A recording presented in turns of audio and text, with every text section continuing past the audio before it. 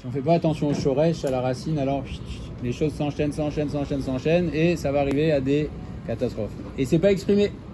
Est-ce que Korach savait exactement pourquoi? Peut-être pas, mais en tout cas la Torah ne nous dit pas explicitement pourquoi Korach s'est révolté. C'est pour nous dire, premier yesod, attention.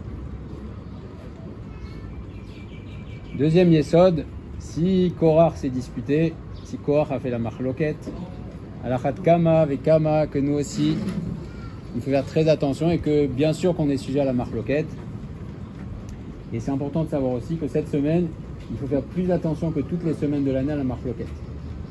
Très attention, on dit Chacham Enav Berosho. Il faut savoir que cette semaine, il y a des semaines il y a des moments, il y a des ségoulottes comme ça pour certaines choses. La semaine de Korach, c'est une semaine, il y a un cohort de marloquette dans le monde qui fait qu'il faut faire très attention. Et donc, dès qu'on voit ou bien dès qu'on sent qu'il y a un sujet, la vérité, on m'a dit de parler à quelqu'un. On m'a dit de parler à quelqu'un, etc. J'attends la fin de Korach, parce que c'est un peu épineux. Je me suis dit, bon, je vais attendre la fin de Korach, c'est mieux, parce que il y a un cohort comme ça. Comment? Ah, en Khoutlaret, c'est pas mal ça. En Khoutlaret, ils peuvent, si on a quelque chose à dire, on peut appeler, c'est bon. Il n'y a pas. Hein? Voilà, donc ça c'est des choses à savoir. Mais aussi, les tzadikim connaissent la gravité de la marloquette. Il y a une histoire qui est rapportée dans le livre Mofet les Shabbat à propos du Baal Kaf HaChaim. Et il avait un très très bon ami, un Rav Chashuv aussi. C'était très bons amis et les deux dirigeaient la yeshiva. Et les deux dirigeaient leur yeshiva et un jour ils se sont retrouvés en marloquette. C'était une marloquette Leshem Shamaim. Et donc les deux rentrent à la maison, ils étaient très... Bon, pas remontés, mais en tout cas ils n'avaient pas trouvé un accord. Et le Baal Kaf HaChaim, ou l'autre, je ne me souviens pas, l'homme échané, il rentre chez lui, il enlève son manteau et tout de suite il ressort à sa femme et il dit « Mais qu'est-ce qu'il y a? Tu viens d'arriver à la maison. Pourquoi tu ressors ?» Elle dit « Oh là là là, j'ai peur d'avoir peut-être froissé mon ami. » Il retourne, il ressort immédiatement tout de suite. Et sur la moitié du chemin, qu'est-ce qu'il trouve? Il trouve l'autre aussi, son ami qui avait eu la même réaction, qui avait eu la même pensée. Et les deux ont fait la moitié du chemin et ils ont fait le shalom. Alors c'est extraordinaire, c'est magnifique, c'est très très beau. Mais on voit que c'est l'opachut. Faire le shalom, c'est l'opachut. C'est tellement facile aussi de faire la marloquette. C'est plus facile de faire la marloquette pour nous que de faire le shalom, n'est-ce pas? Ok. Mais avant ça, voir un petit peu les raisons qui ont poussé Korach à faire sa marloquette et qu'est-ce qui a fait qu'il s'est lancé. Or la raison, elle est très souvent rapportée, c'est le fait que la raison profonde, il a été touché dans son kavod, par le fait qu'il estimait, on estime tous beaucoup de choses, Bémet, dans notre vie et dans notre tête. On estime. Korach a estimé dans ses calculs, Moshe je veux bien, Aaron je veux bien, mais après c'est moi. Dans mes calculs, normalement c'est moi. Donc il a estimé que normalement ça ne devait pas être Elisaphan ben Uziel, mais ça devait être lui. Mais il a quand même vu des signes, Korach, qui disaient ah, et Gia Azman maintenant, là c'est bon, je peux me lancer dans ma rêve. Alors un des signes qui est rapporté, c'est que Beruach HaKodesh, on va croire avec Ruach HaKodesh, il a vu que sortir de lui Shmuel Hanavi. Si Shmuel Hanavi sort de moi, c'est sûr que j'ai raison, alors on y va. Je me lance dans ma marloquette. Oui.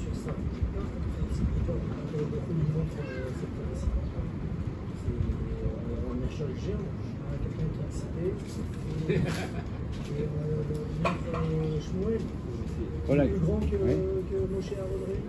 Kol Gadol Mechavero, Yitzro Gadol Min. Il avait les forces Korach de résister, il avait une épreuve à sa taille. Alors à sa taille, effectivement, il avait Ruach HaKodesh. C'était un géant. Il a donné une épreuve géante. Il avait les forces Korach. C'est toujours pareil, c'est le même principe. Un Nisayon, Akadosh Baruch Hu n'envoie pas une personne, un Nisayon qui n'est pas capable de supporter. Donc effectivement, il avait ça, il avait son kavod qui était touché, il avait un Yetzirah immense, et donc il a vu ça, Beruach HaKodesh. Sauf que son erreur, c'est vrai que Shmuel Hanavi descend de lui, mais pas de lui directement, c'est de ses fils qui ont survécu. Et Je voudrais qu'on voit, puisqu'on essaye un petit peu de voir des approches un peu différentes. On avait vu le Sharab Sukim, c'est écrit par le Raphaël Vital, qui révèle un petit peu la face cachée aussi. Et comment ça s'est passé? Aussi, il révèle à l'épisode ce qui s'est passé. Le premier passouk nous dit comme ça: Vaikar, Korah, Ben Itzar, Ben Kehat, Ben Levi. Ce passouk, Korah a pris Ben Itzar, Ben Kehat, Ben Levi, Vedatan va Aviram, Ben Eliam, Veon, Ben Pelet, Ben Reuven. Et la grande question que pose Rachamim, mais qu'est-ce qu'a pris Korah? Vaikar Korah, qu'est-ce qu'il a pris? Réponse des Rachamim, chez Lakar, Mekar, Ra, Leatzmo. Il a fait une mauvaise affaire. Il a fait une mauvaise affaire. Mekar, Ra, Leatzmo. Il a fait un mauvais business, un mauvais calcul. Il a fait une erreur. Vaikar, il s'est pris. Certains disent aussi, il s'est pris lui-même. C'est-à-dire qu'il s'est sorti lui-même. Alors, qu'est-ce qui s'est passé? Moshe Rabbeinu, c'était le Gilgoul de Hevel. Hevel, le frère de Caïn, qui a été tué, on sait, il a été tué par Caïn, n'est-ce pas? Et Hevel, dans son essence, Hevel il y avait un mélange de Tov et de Ra. Et Hevel, la gématria de Hevel, c'est combien? C'est 37. Donc Hevel avait 37 nitzotzot de Tov et 37 nitzotzot de Tov. Et à part ça, il avait aussi 308 nitzotzot qui étaient à réparer. Ça, c'est Hevel. Donc quand il est mort, c'est resté dans l'air. Moshe Rabbeinu, quand Moshe Rabbeinu est né, c'est marqué qu'il était comment? Tov. Moshe Rabbeinu, il était complètement Tov, Kulo Tov. Donc Moshe Rabbeinu, c'était le Gilgoul de Hevel, mais il avait tout réparé.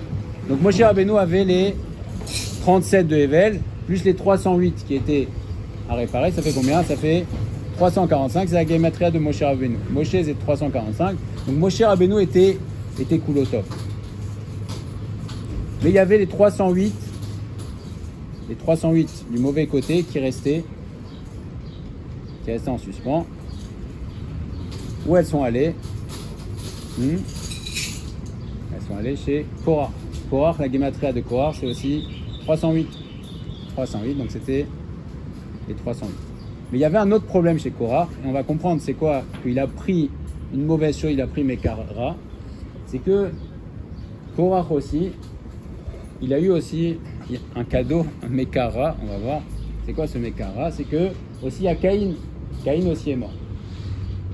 Et c'est marqué dans la Torah, dans Bereshit, c'est marqué Yukam Caïn. Yukam c'est Yud, Kouf et Mem. Yud c'est Yitro. Kouf c'est Caïn, Korah, et Mem c'est Mitzri.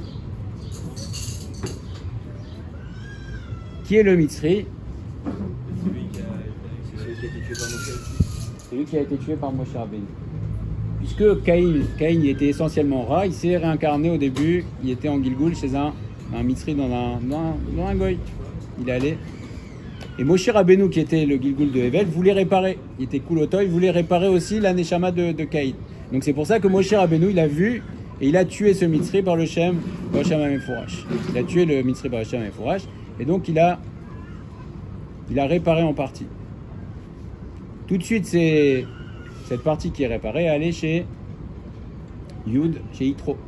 Et c'est pour ça que le même jour où Moshe Rabbeinu a tué le Mitzri, c'est le même jour Yitro qui est rentré en lui le Tov de Caïn, et Yitro s'est converti le même jour.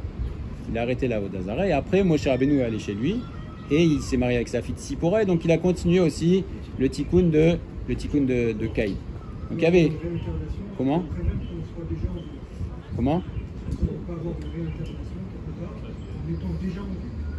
Oui, ça s'appelle un hibour.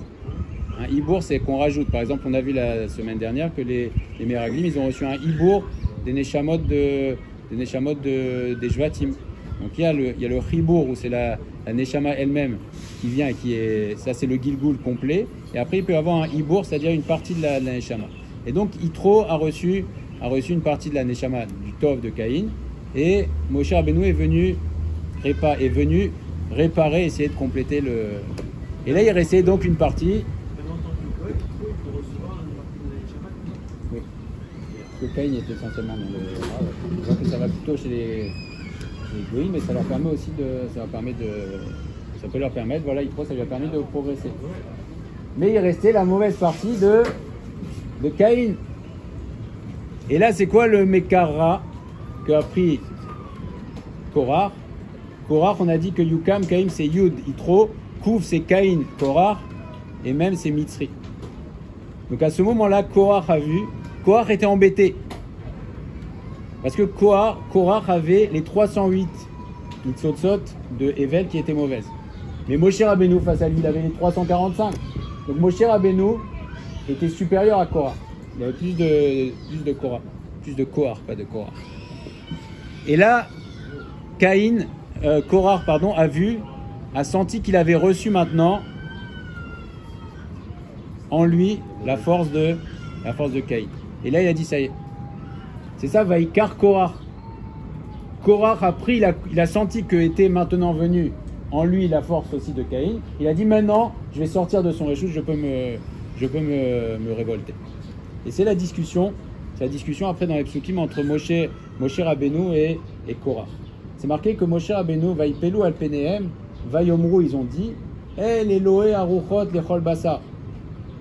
Il prie à Kadosh Baruch Hu, il dit, toi, Akadosh Baruch Hu, Elohe Aruchot Lechol Basar, Aish Echad Yecheta, un seul homme va fauter, Valkol Aeda Tiksof, et tu vas t'énerver sur toute la Eda.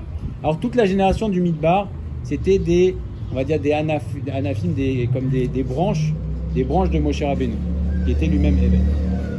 Donc, Moshe Rabbeinu dit, Akadosh Baruch Hu, toute la génération savent et croient en moi et savent qu'ils sont mes anafim. Et on voit dans les Rachet Tevot, El Elohe Aruchot Lechol Basar. Aruchot Lechol Basar, c'est les Rachet Tevot de Hevel. Donc Moshe Rabbeinu dit à Kadosh Baruch Hu,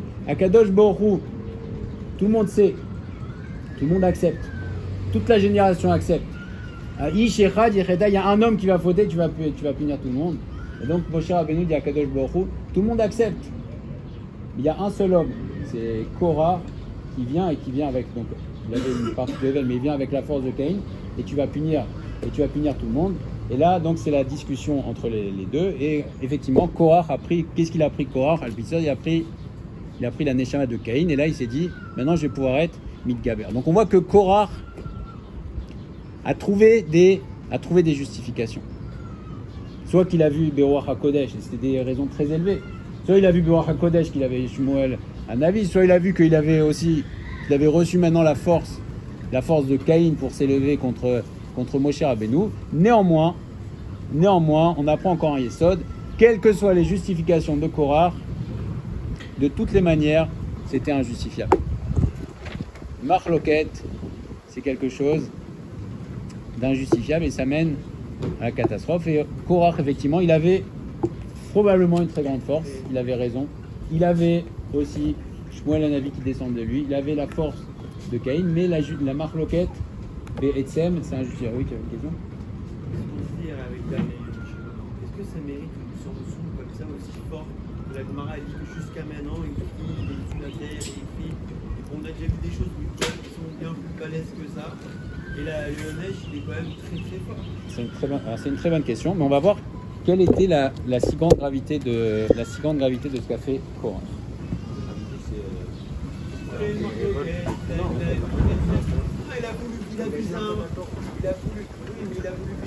a voulu prendre pour son compte les visites du Kavod. On va voir qu'est-ce qu'il y a. On va essayer de... Une révolte, je marque local, mais c'est vrai, on voit, il y a beaucoup de personnes qui ont fait des marques locales. Pourquoi c'est allé si long? Alors on va essayer de comprendre à partir du Maral. C'est dans deux sphères il en parle. Le premier c'est sur Pirkei Avot, et le deuxième c'est Netivot Olam, et ça va répondre à ta question.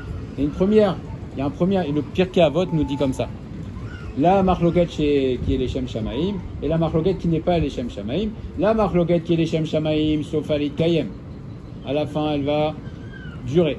Et la marloquette qui n'est pas les Shem Shamaim, Sofa en Sofa Litkem, elle ne va pas durer. C'est quoi la marloquette des Shem Shamaim? C'est la marloquette de Bet Shammai et Bet Hillel, et donc Sofa Litkaya. Mais on voit que elle n'a pas duré Bémet cette marloquette, puisque ça a été tranché la halakha.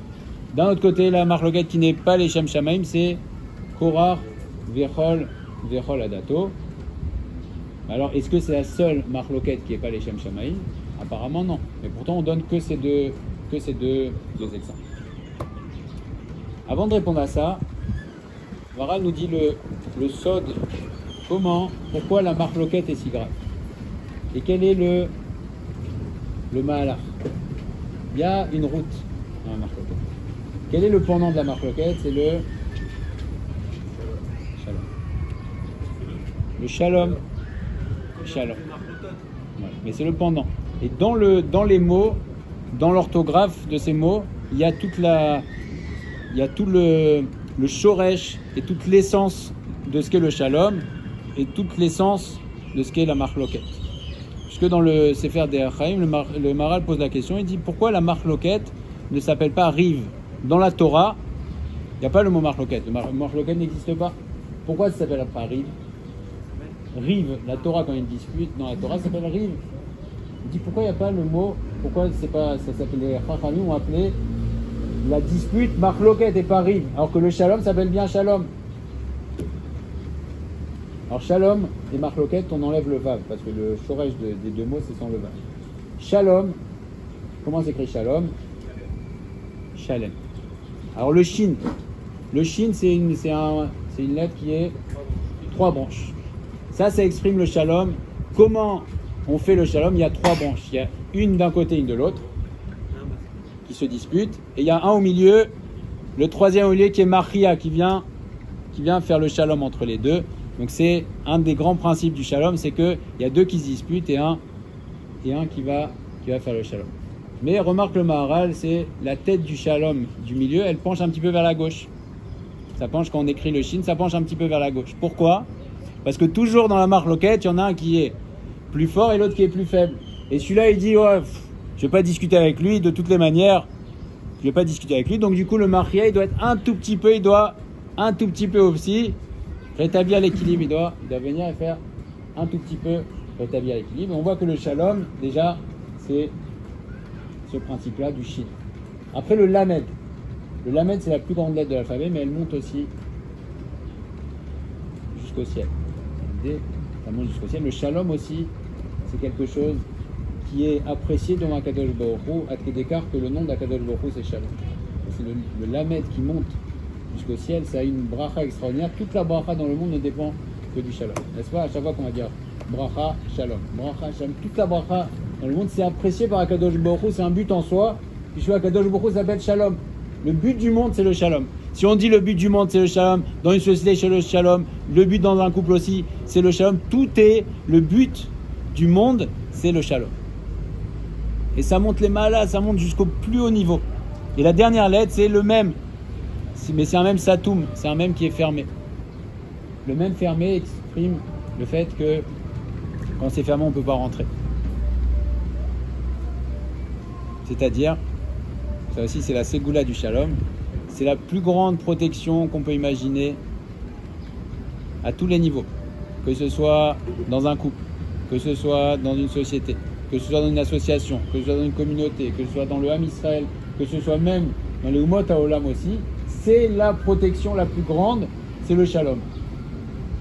Il est connu que la tour de Babel, Dor HaPalaga, n'ont pas été punis par Akadosh Baruch Hu tant qu'il y avait le shalom. Il faisait une tour contre Akadosh Baruch Hu.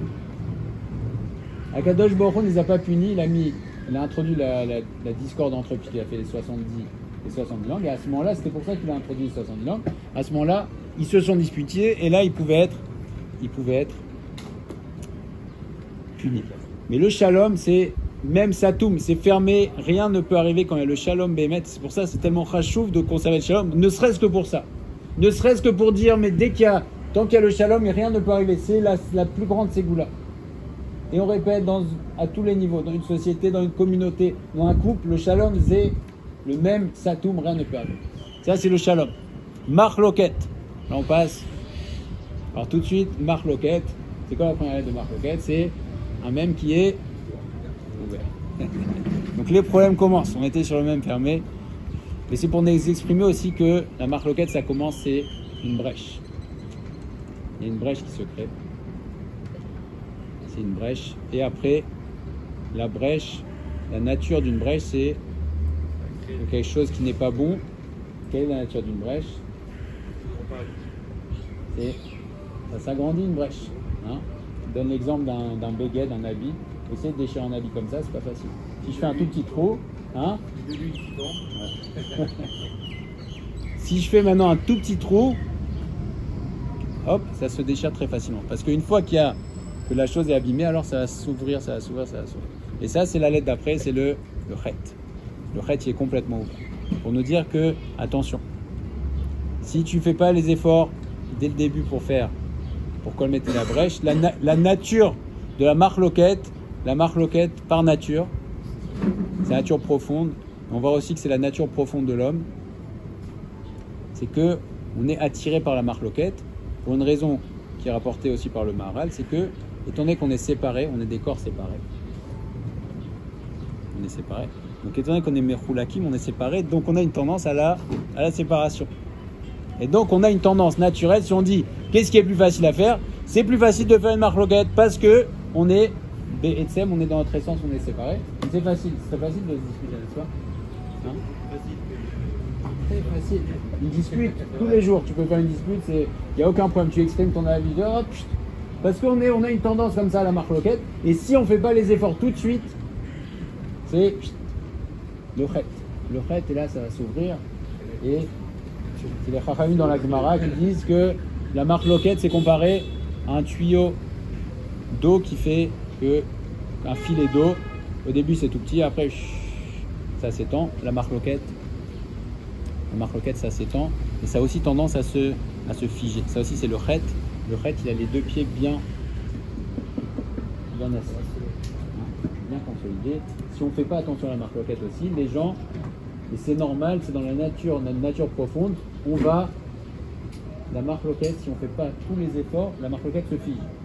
Après, c'est très très très difficile d'enlever. Une fois que les personnes, comme on dit, campent sur leur position, quasiment impossible.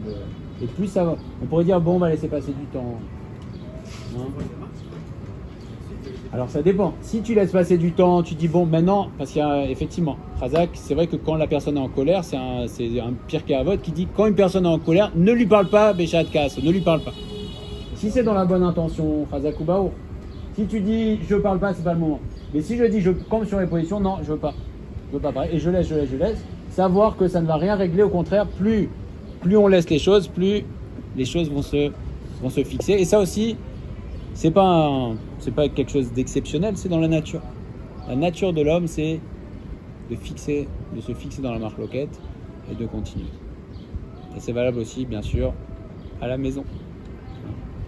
L'homme, la femme, c'est pareil. Si à la maison, on n'essaie pas de faire tous les efforts tout de suite, si on sent que l'ambiance est électrique, si on ne fait pas tous les efforts pour faire le shalom, alors on a tous vu ou vécu le Méchané, on sait très bien que si on ne fait pas les efforts, la marloquette ne se règle pas, au contraire, elle a tendance à grandir. La lettre d'après, là, on revient sur Korach, et ça aussi, c'est la Metsiout. Puisque les Chachamim ont appelé la dispute marloquette, c'est que tout ça, c'est la réalité dans toutes les marloquettes. Le Lamed aussi, ça monte jusqu'au ciel. La base de Korach, il a commencé, il était vexé. Après, il s'est rebellé contre Moshe Rabbeinu, son Rav. Et à la fin, il a fait, c'est ça répond à ta question, pourquoi c'était si grave ce qu'a fait Korach? Il ne s'est pas rebellé contre Moshe Rabbeinu. Il s'est rebellé, Lamed, contre Akadosh Baruch Hu. Il a dit, Moshe est un menteur qui a inventé la Torah. Il s'est rebellé contre Akadosh Baruch Hu, donc il a été kofer Bakol, Baïkar, il a dit, si tu dis que Moshe Rabbeinu, il a inventé la Torah, ça veut dire que... C'est pas le premier kofer dans l'histoire du peuple juif, quand même. Alors, il y a des marloquettes, oui. Il y a des marloquettes de dire, d'être Rolek sur Akadosh Baruch Hu, il a dit, c'est pas sur Moshe Rabbeinu, il était Rolek sur Akadosh Baruch Hu. Il était kofer. Comment? Quand il dit que Moshe a inventé la Torah. Il a un...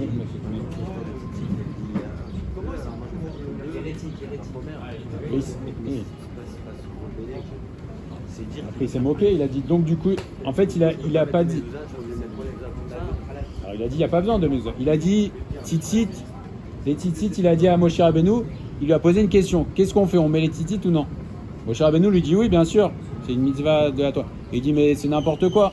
Donc il s'est moqué. Donc du coup, il a dit tzitzit, c'est inventé. Donc ça veut dire que la Torah n'est pas vraie. Deuxième mezuzah. Il n'a pas dit, je mets une mezuzah et je mets. Il dit, est-ce qu'il y a besoin de mettre une mezuzah dans une maison pleine de livres? Moshe Rabbeinu lui dit, oui. Il s'est moqué. Donc, du coup, il a déraciné les mitzvot de la Torah. Donc il a été kofer baïkar, et c'est ça qui a fait que c'était tellement grave. Mais c'est la suite. Si une personne ne sait pas s'arrêter dans sa marloquette, la suite c'est au début tu vas te rebeller, etc. Et après tu arrives tout en haut. Et le dernier c'est le tav. Tav c'est la dernière lettre de l'alphabet. C'est pour nous dire qu'une marloquette aussi, ça ne peut pas durer. Mais ça ne dure pas. C'est ce qu'on dit que la marloquette de Korah ne dure pas. Pourtant, on va dire, mais il y a plein de marloquettes qui ont duré, et qui durent, et qui durent, et qui durent. Oui. Et devant qui ça ne dure pas? C'est devant Akadosh Baruch Hu. Akadosh Baruch Hu n'accepte pas. Il repousse les balais marloquettes. On a jeté une lettre, excusez-moi, c'est une lettre importante. Le kouf. Le kouf. Ah, le kouf, c'est la lettre qui va vers le bas. C'est la lettre qui descend. C'est pour nous dire que Sofo Geinam. La fin de la marloquette, c'est ce qui est arrivé à Korah. Donc Korah, c'est pas quelque chose d'unique. C'est nous dire que le courant de la marloquette, si tu suis la personne qui va suivre la route de Korah, c'est un Mahalar. Kouf, c'est comme Korah qui est descendu dans le Geinam. Et le Yom Sheni, on voit que Kadosh Baruch Hu n'a pas dit que c'était top. Il n'a pas marqué dans la Torah que c'était top. Pourquoi il n'y a pas marqué dans la Torah que c'était top? Pour deux raisons. La première raison, c'est parce que c'est le jour où Akadosh Baruch Hu a séparé les eaux d'en haut et les eaux d'en bas. Donc c'est le jour de la marloquette. Akadosh Baruch Hu a dit pas top. Deuxième raison, c'est parce que c'est le jour où a été créé le Geinam. Et le Maral nous dit, c'est Otodava. Marloquette et Geinam, c'est Otodava. C'est la même chose. Le même jour, ils ont été créés pour nous dire que les deux, marloquette et Geinam, c'est la même. Pourquoi? Parce que c'est la destruction complète. La marloquette, on comprend la gravité de la marloquette, c'est pas stam. C'est que de la même manière que le shalom, c'est la construction de tout, et celui de tout, la marloquette, c'est la destruction de tout. Comme le Geinam. Le Geinam, c'est l'absence. Donc avec une marloquette, et on le sait, une marloquette, ça peut tout détruire. Et ça détruit tout Beitzem. Ça détruit les personnes, ça détruit ce qui est autour. On apprend de Korah. Korah, non seulement il a tout perdu, mais en plus tout ce qui était autour de lui. Sa femme, ses enfants, ses richesses, même la dernière aiguille de Korah, elle a disparu. Donc devant Akadosh Baruch Hu, il n'y a pas de Kiyum, la marloquette. Akadosh Baruch Hu ne fait pas durer la marloquette. Alors la marloquette de Hillel et Shammai, on dit Sofa Leit Kayem. On voit que cette marloquette-là a été tranchée. Il y a une bat kol qui est sortie, qui a dit la halacha est comme bête métier. Eh bien, cette marloquette-là est appréciée devant Kadosh Baruch Hu. Parce que cette marloquette-là, elle a un but très élevé. Le but n'était pas de se disputer, le but c'était de connaître la halacha, de connaître la vérité, le Emet. Alors le Emet, c'est sorti, la bat kol a dit aussi attention. Elou ve'elou divrei Elokim chaim. Les deux sont vrais. Mais la volonté c'était de trancher la halacha, de connaître la halacha. C'était les Shem Shamaim. Et cette marloquette là, oui, elle dure devant Kadosh Baruch Hu. Kadosh Baruch Hu, au contraire, il aime ça parce que c'est une discussion de Et le Maral nous dit quelque chose de très fort. Pourquoi ces deux extrêmes? Parce que Korah, c'est le seul cas dans l'histoire, et ça répond encore un petit peu à ta question, Jonathan. Korah, c'est le seul cas dans l'histoire où c'était chez l'eau les Shem Shamim, les Gamré. Quand on te dit c'est quoi la marloquette qui n'est pas les Shem Shamaim, s'il n'y a aucun éclat, goutte, miette de les Shem Shamaim. C'est-à-dire que Korah, malgré toutes les intentions qu'il a énoncées, oui, Cohen, les Pirkei Avot nous disent, Korah, il n'y avait pas un millimètre, rien, c'est l'eau les Shem Shamaim, les Gamré. Et c'est pour ça que ça a été complètement... Voilà. Malgré l'apparence, C'était magnifique ce qu'il disait Korach apparemment. Et Hillel et Shammai, c'est le seul cas aussi de l'histoire, Maharal on peut le dire, où ça a été les Shem Shamaim, les Gamré, parce que parfois, même si c'est une marloquette de très haut niveau, il peut y avoir une toute petite volonté. Alors c'est pas forcément une volonté d'avoir raison, il peut y avoir une autre manière de résoudre le problème qu'une bad call. Ça peut être aller demander à quelqu'un, ça peut être faire des approfondissements, des grands approfondissements, mais si on passe pas en dehors de la marloquette de Hillel et Shammai, il n'y avait aucune autre solution que la bad call, c'était complètement les Shem Shamaim. À chaque fois, toutes les autres marloquettes, il y a une toute petite partie de Shelo les Shem Shamaim pour le fait qu'on aurait pu trancher différemment. Donc on voit la gravité de ce qu'a fait Korach. Mais au-delà de ça aussi, c'est un message qu'on doit prendre pour nous. On doit prendre ces messages. Cette paracha-là, c'est une paracha qui nous interpelle toujours. Et on ne doit jamais en rester au fait de dire mais comment Korach a pu faire ça. On doit dire si Korach a fait ça, les Vadaï, que nous aussi, on peut faire ça. On fait ça et Korach nous exprime le shoresh de toutes les marloquettes. Toutes les disputes dans le monde, c'est le même malar, puisque le Maharal nous dit marloquette c'est comme ça, c'est un malar. Mais tu passes des étapes, et la fin de la marloquette c'est détester devant Kadosh Baruch Hu. Et donc il faut faire tous les efforts. On sent qu'il y a une petite brèche dans le shalom, que ce soit dans le shalom baït, que ce soit avec nos amis, avec nos parents, avec notre associé, avec une personne, etc. Savoir que si on ne fait pas les efforts, la marloquette va se fixer dans le temps. Et donc la Torah nous appelle dans la paracha de Korach à dire attention. S'il y a une marloquette, et il y a toujours très souvent des débuts de marloquette, le tzaddik, c'est pas celui qui va tenir sur ses positions. Non, celui qui tient sur ses positions, c'est normal. Marloquette, on a tous une tendance à marloquette. Le tzaddik, c'est Moshe Rabbeinu. Moshe Rabbeinu, il avait toutes les raisons de dire mais Korach, comment tu peux venir dire ça? Moshe Rabbeinu, il a dit bon, on va laisser passer la nuit. Et plus que ça, Moshe Rabbeinu, il allait voir Datan et Avira. Les deux agitateurs professionnels, ces deux qui depuis l'Égypte, ils le rendaient fou. Moshe Rabbeinu, il a dit je vais aller voir Datan, venez, on arrête la marloquette. Ça, c'est le derrière que la Torah nous demande. Dans Hachem, qu'on suive le chemin de Moshe Rabbeinu et qu'on apprenne aussi des erreurs de Korach.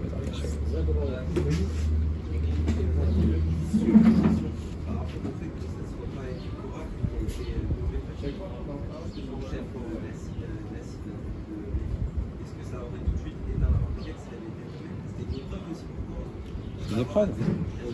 Là, c'était pas de son tafkid, c'est-à-dire qu'il n'avait pas de place, non?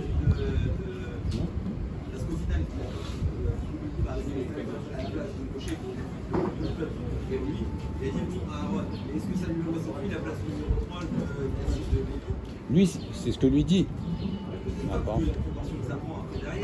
Non, puisqu'il a été cholek. Il a été cholek sur son âge. C'était une épreuve, c'est sûr que c'est une épreuve pour lui, mais c'est savoir Mekeret Mekomo. C'est-à-dire qu'un homme de cette taille, de cette grandeur, qui porte le haron doit être Mekeret Mekomo, ça fait partie des. T'as dit chanter les lunettes? Amen. Amen. Répondez. Amen.